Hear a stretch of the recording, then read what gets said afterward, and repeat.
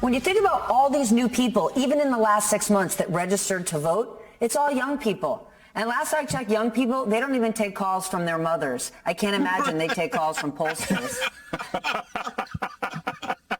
That is so damn true. So damn true. We have been talking about it for weeks. And Tuesday, the results proved us right.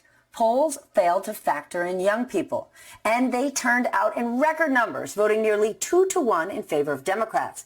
These voters are among the most diverse ever, and they are not buying the culture war controversies the Republicans are trying to sell. With every passing day, an old white man longing for an America of yesteryear dies, and a bunch of young, diverse people are turning 18. And they are sick of school shootings. They want to have sex and not get pregnant. And they damn well know there's not a transgender basketball team plotting to win the big game. So let's find out more and bring in 3 people that know all about this. John Della Volpe, Director of Polling at Harvard Kennedy School. Victor Shi, co-host of the iGen Politics podcast. He was also the youngest elected delegate for Joe Biden in 2020. And my friend Juanita Tolliver, a veteran political strategist to progressive candidates and causes. John, you know I'm going to you first. You are the man who studies these voters most. What'd you think? Well, I think what happened is exactly what we said was going to happen on your show a week or so ago, Stephanie. If not for young people, we have a starkly different result. We saw not a red wave.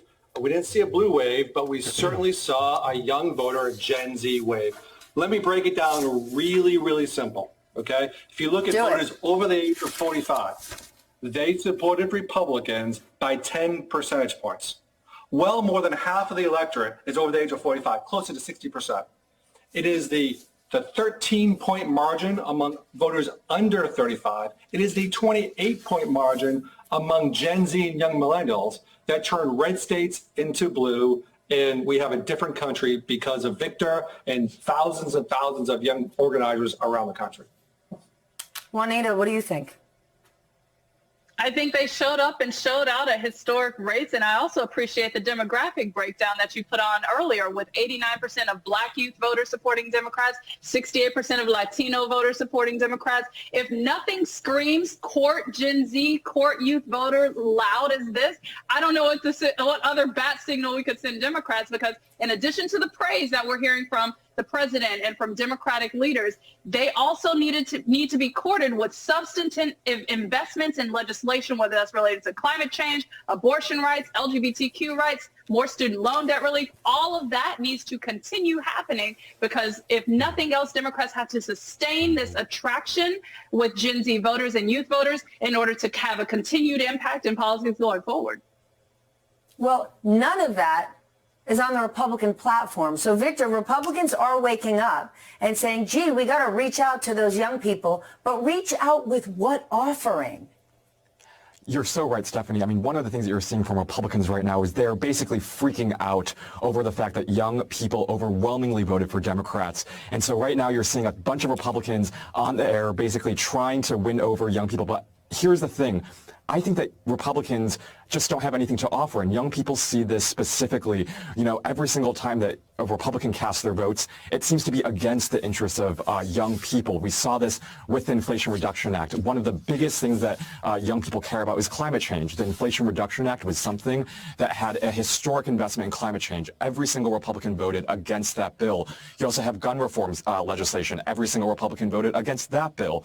And you also have Republicans doing everything that they are doing to really denigrate the lives of young people with overturning abortion, enacting more strict voter suppression laws. And so all of these things really, just like you said, makes it clear to young people that Republicans have nothing to offer. And so all we can do right now is turn to Democrats as our next solution. I think that's what you're seeing a lot of the data right now coming out of the states in early ballots and mail-in ballots and some of the exit polling showing. And some of the videos that I was able to see from my friends was just stunning to me. I mean, it's sad that young people have to vote in such long lines, but some of the lines that young people had to vote in were up to 5 hours long, and they stayed in line. They made sure that their voice was heard, and that to me was so inspiring. I was really a little bit overcome with emotion because all of these young people know the stakes of this election. And I think part of the reason is because you saw Proposition 3 on the ballot. That was an amendment to make sure that abortion is enshrined in the Constitution,